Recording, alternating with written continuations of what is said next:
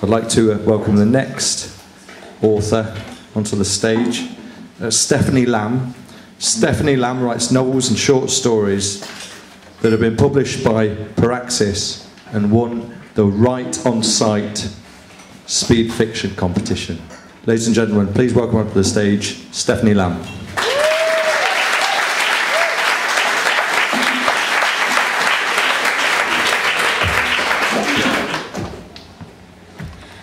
Mrs. Sadler, make some tea.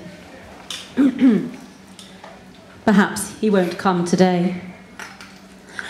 I collect pound notes from the scrawny-necked boy and the bleary-eyed girl who call themselves Mr. and Mrs. Smith, and I wave them back to their real lives, wishing I could go too.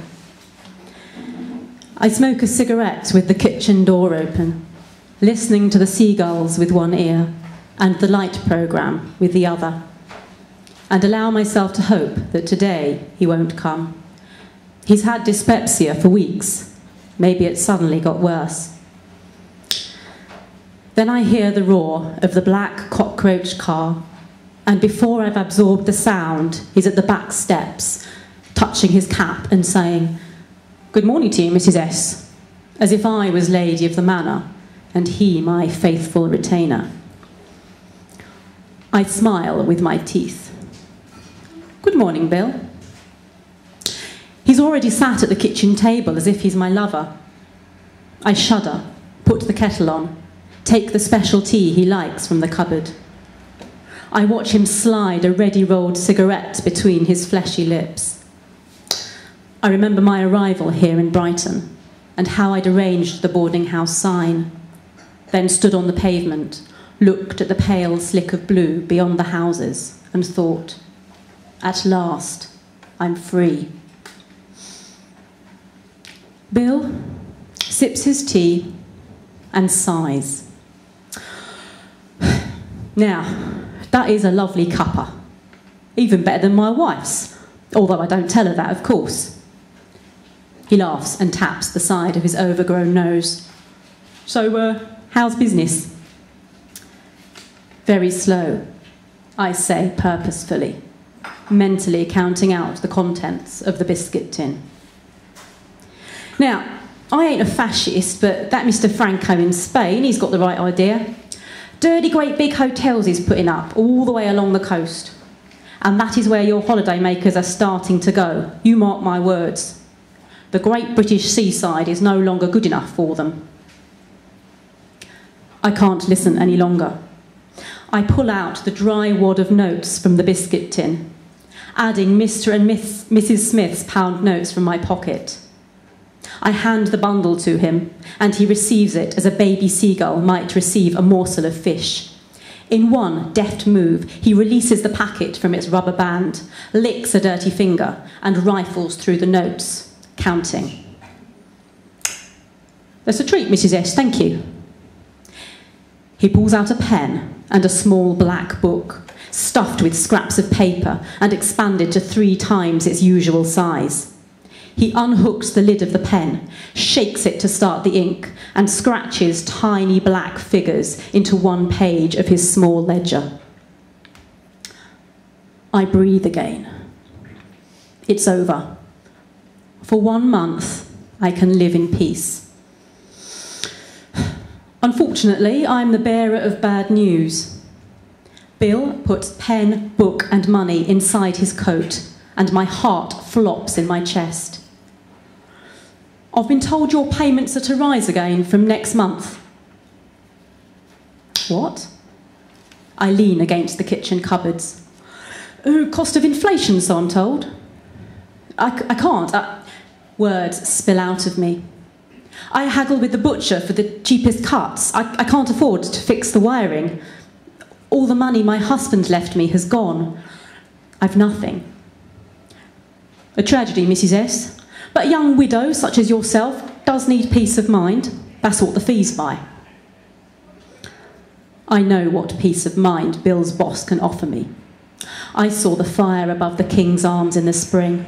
I saw the blackened bodies carried out, the children small lumps covered in grey cloth, the mother and father unrecognisable.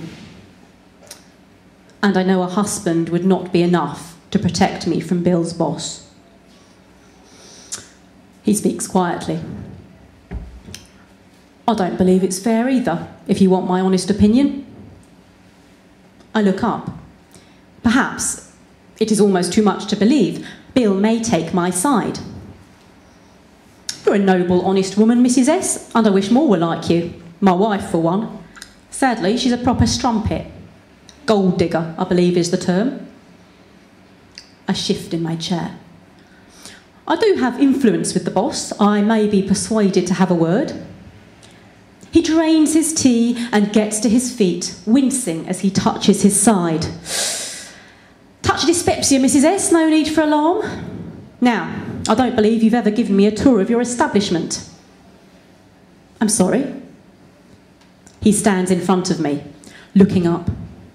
I would be most appreciative if you could show me one of your bedrooms, and then I can be on my way to my boss saying to him, Mrs. Sadler is struggling, and to charge her as much as you would like to is simply unfair.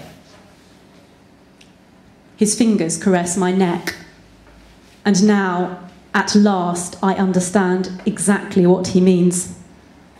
Bile rises to my throat. I do not speak. I cannot. I remember another time. Another pair of hands on my neck, pushing me backwards, crashing my head against the wall, and my sobs of pain and terror. I think quickly. My mother's arriving in a moment, staying for a few days. His eyes narrow, but he chooses to believe me. Well then, next Friday, let's see, 3 o'clock? He nods for me, because I cannot reply. The hand on my neck reaches lower, gropes at my left breast through its covering of brassiere, blouse and pinny. I'll see you Friday, Mrs. S, he whispers thickly. I back away, stand up. His eyes burn into me. I press a small wooden box into his hands. Please take the tea with you, I gabble. His eyes widen with surprise. It will help with your dyspepsia. Very well. His surprise broadens into a smile. I shall drink of it and think of you. He leans in for a kiss, but I am already behind the kitchen door, closing it on him, and he smiles at me like a hungry wolf instead. I watch him disappear around the side of the garden, and a minute later, his cockroach car shrieks into life and roars away. In my bathroom, at the top of the house, I tear off my clothes and scrub at myself with soap and brush, feeling Bill's imprint through layers of fat and blood, his filthy nails scored on the organs beneath. The days pass.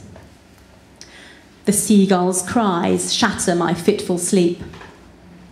Mr. and Mrs. Jones arrive, even younger than the others, sporting a ring like a Christmas cracker surprise. I wait for more guests who never arrive. I cover the patches in the carpets.